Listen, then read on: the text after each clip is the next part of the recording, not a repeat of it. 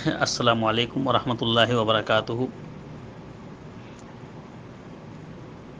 خبردار، لوگوں میں سب سے اچھا وہ ہے جسے غصہ دیر میں آئے اور پہلے ٹھنڈا ہو جائے، اور اسی طرح سے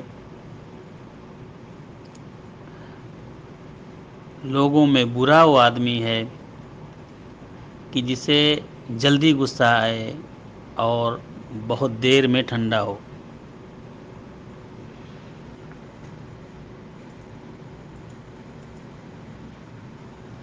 اصل میں یہ حدیث امام ترمذی رحمہ اللہ نے اپنی سنن کے اندر نقل کیا ہے۔ یہ بہت ہی لمبی چوڑی حدیث ہے، تقریباً ایک صفحہ سے زیادہ کی۔ تو اگر میں اس پوری حدیث کا عربی عبارت پڑھ کے اس کا ترجمہ کروں گا تو بہت زیادہ ٹائم لگے گا۔ اس کے لیے میں مناسب سمجھتا ہوں کہ خالی اس حدیث کا ترجمہ میں آپ کے سامنے بیان کر دوں، پوری حدیث کا۔ ابو سعید خدری رضی اللہ تعالی عنہ کہتے ہیں کہ ایک دن رسول اللہ صلی اللہ علیہ وسلم نے ہمیں عصر کے کچھ دیر پہلے عصر کی نماز پڑھائی، پھر خطبہ دینے کھڑے ہوئے، اور آپ نے قیامت تک ہونے والی تمام چیزوں کے بارے میں ہمیں خبر دی، پیشین گوئیاں کی۔ اللہ کے نبی صلی اللہ علیہ وسلم نے قیامت تک ہونے والی تمام چیزوں کے بارے میں۔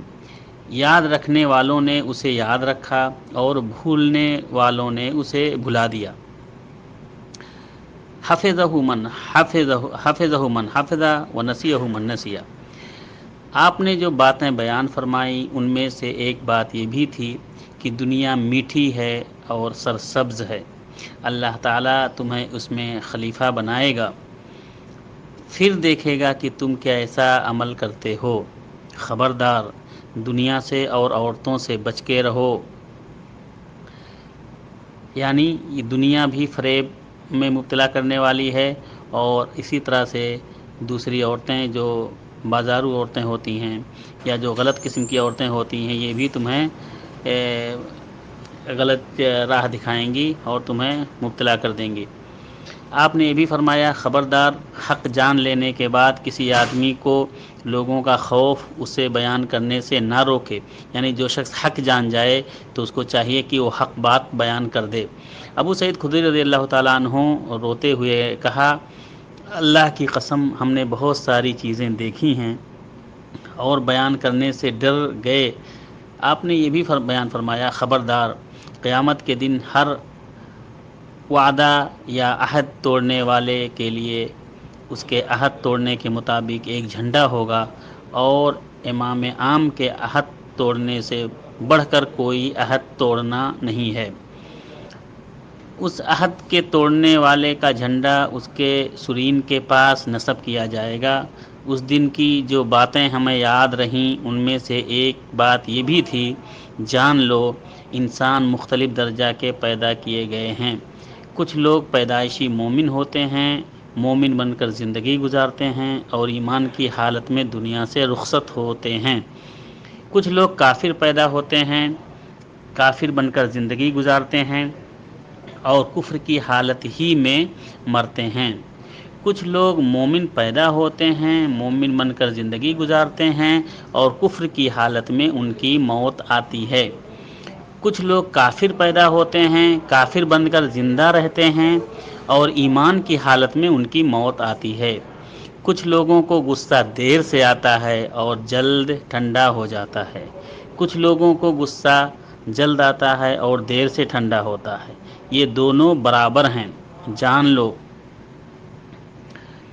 کچھ لوگ ایسے ہیں جنہیں جلد غصہ آتا ہے اور دیر سے ٹھنڈا ہوتا ہے، جان لو ان میں سب سے بہتر وہ ہے جو دیر سے غصہ ہوتے ہیں اور جلد ٹھنڈے ہو جاتے ہیں، اور سب سے برے وہ ہیں جو جلد غصہ ہوتے ہیں اور دیر سے ٹھنڈے ہوتے ہیں۔ جان لو کچھ لوگ اچھے ڈھنگ سے قرض ادا کرتے ہیں، اچھے ڈھنگ سے قرض وصولی کرتے ہیں۔ کچھ لوگ بدسلوکی سے قرض ادا کرتے ہیں اور بدسلوکی سے وصولی کرتے ہیں۔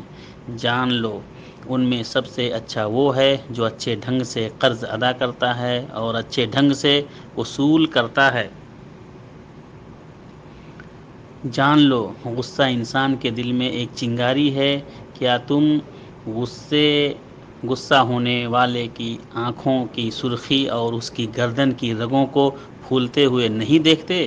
لہٰذا جس شخص کو غصہ کا احساس ہو وہ زمین سے چپک جائے۔ ابو سعید خدری رضی اللہ تعالیٰ عنہ کہتے ہیں، ہم لوگ سورج کی طرف مڑ کر دیکھنے لگے کہ کیا ابھی ڈوبنے میں کچھ باقی ہے؟ رسول اللہ صلی اللہ علیہ وسلم نے فرمایا، جان لو دنیا کے گزرے ہوئے حصے کی بنسبت اب جو حصہ باقی ہے وہ اتنا ہی ہے جتنا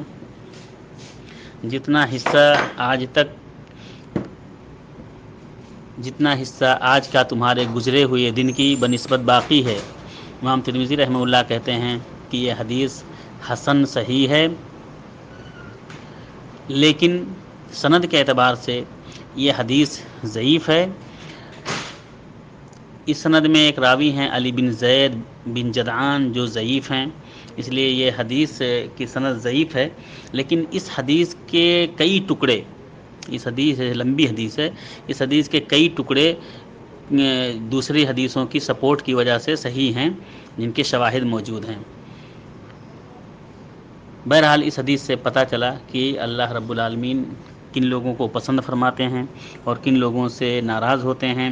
ان میں سے جن کو پسند کرتے ہیں ان میں سے وہ لوگ بھی ہیں کہ جن کو غصہ دیر سے آتا ہے اور جلدی ٹھنڈا ہو جاتا ہے، اور اسی طرح سے ان لوگوں کو ناپسند کرتے ہیں کہ جن کو غصہ جلدی آتا ہے اور بہت دیر میں ان کا غصہ ٹھنڈا ہوتا ہے۔